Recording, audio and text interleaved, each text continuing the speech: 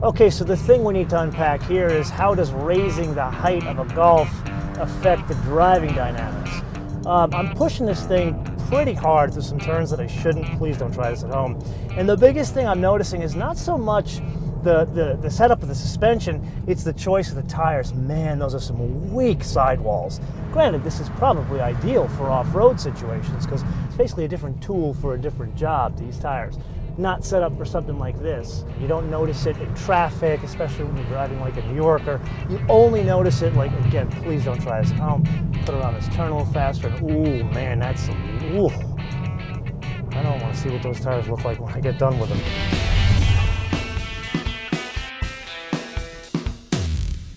Yes, this is a totally new Volkswagen to us, but when it comes to that engine, I feel it's more akin to a national anthem with a Lord's Prayer, meaning that you guys can recite this with me. So let's do it together. EA 888 4-cylinder turbocharged direct injected gasoline engine. Now the output, 170 horsepower, comes in 4,500 RPM, that's about middle of the road, and then 199 pound-feet of torque comes in at a very low 1,600 RPM. So, were you able to get it with me? And in that case, let's go out and drive. So putting aside all that, there is a button. It's down here, it's called Mode. And it does all of like the throttle mapping and the transmission mapping changes. And there is, believe it or not, there's a sport mode. But, well, let me just show you. Let me put it in sport mode. There we go, we're in sport mode. Come around this turn, put our foot into it, going up a hill here. And it, what's the word for it? Placebo, yes. Especially when we enter a number into the whole equation, and that number is 3,639 pounds, I believe that's it. That's how much weight this thing has to pull uphill. And notice I say pull because even though it's all-wheel drive, it's mainly a front-wheel drive vehicle on roads like these. So let's put our foot into it, try it again here.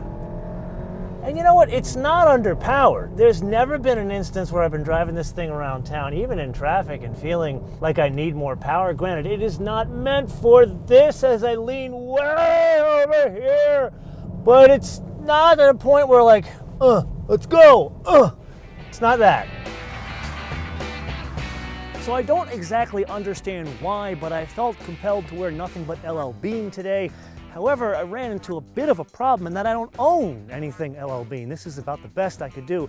The car, on the other hand, did a bit better.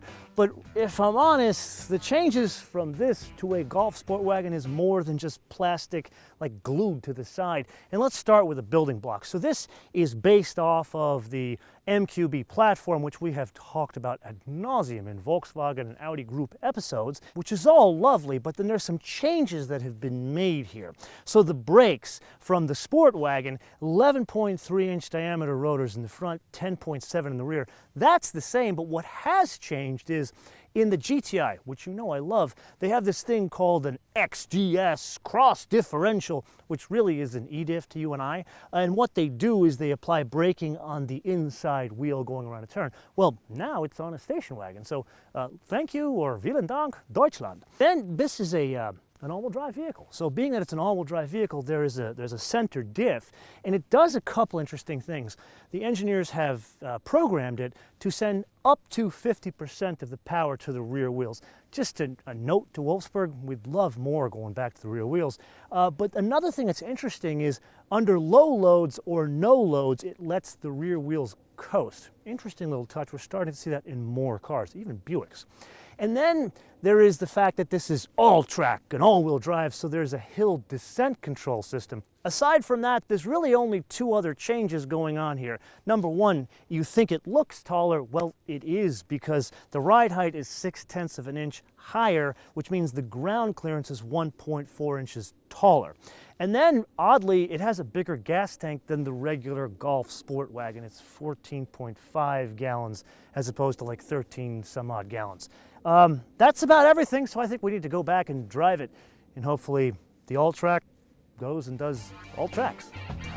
So I've been having a think on this over the past week or so, and I would say there's a maturity about this. And I'm not talking about driving dynamics or even the interior, the fact that this has Apple CarPlay now and a big fancy sunroof, and I don't know if there's the leather seats. I think that they're No, I think they're vinyl seats.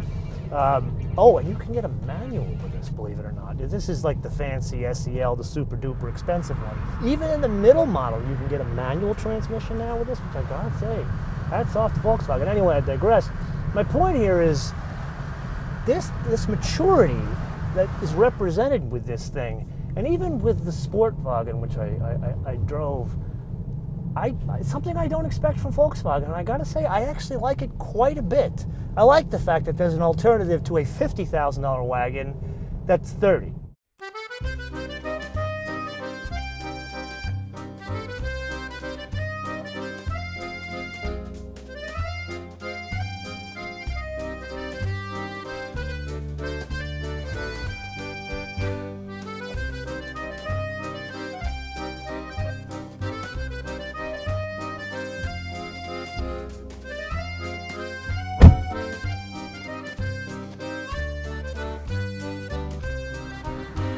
But there is a catch. It's really two of them.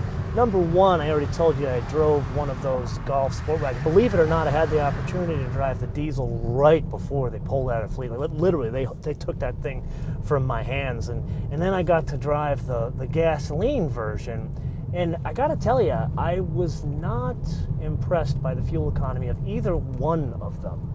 And granted, you're seeing how I'm driving it, but I've driven other Volkswagens and got significantly better fuel economy. Like here, 20 is my average, and that's for the entire extended period is 20. And if you think about it, this isn't the size of like that Volvo V90 that we drove or any other of the Mercedes station wagon. So I would expect more than 20 because I get that out. Actually got a little bit better than that in the Volvo. And then number two, and this is more of like a public service announcement, I am just biased towards station wagons, so maybe I'm just predisposed to like vehicles like this, and this is probably why I feel there is a maturity to Volkswagen, because they usually don't give us these things here in the US. So, thank you, danke, vielen Dank, arigato gozaimasu.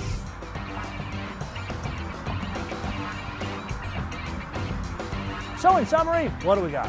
We need to look at this as a test case. Is this something that is so good that it will bring people out of crossovers, which really are minivans, into something that they should be driving? Because now, if I were president tomorrow, there's a lot of things that I would do. First thing I would do is outlaw minivans. Second, I would outlaw crossovers.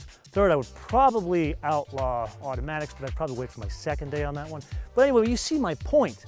Is this going to increase the overall market of station wagons in this country? And that's really my question that I've been scratching my head on, because it's capable. I like driving it. Granted, I would like driving a Golf R version better, but I would totally rock this thing. And in fact, that they're doing a manual even says that they're going after people like me.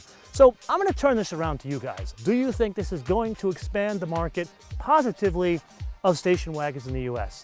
And you know what? I open this question to people not just in the US, but people who have driven these, people who haven't driven these. I want to know from around the world, and most importantly, let me know what region of the world you hail from. Let me know in the comments below, or via our social media, MotoManTV all one word, MotoManTV all one word, Facebook, Twitter, and Instagram. And with that, I want to leave you with two things. Number one, make sure you download our fancy new mobile application, which you can download for free at Apple iTunes or Google Play. And number two, I want to leave you with a fun fact. Now, over the past 7 years, you have seen me refer to these vehicles as pig fair cars. Now, a little backstory on that.